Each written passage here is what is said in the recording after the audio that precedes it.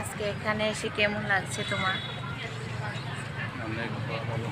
খুব সুন্দর একটা জায়গা না? দেখো আমার পিছনটা, দেখো এই মূর্তিগুলা খুব সুন্দর না? আজকের এই মহালয়ার দিনে তোমাদের অনেক অনেক শুভেচ্ছা মহালয়া। ঠিক আছে, ওকে। দেখো কত মানুষ, দেখো কত মানুষ। টাটা, সবাই ভালো থাকবে।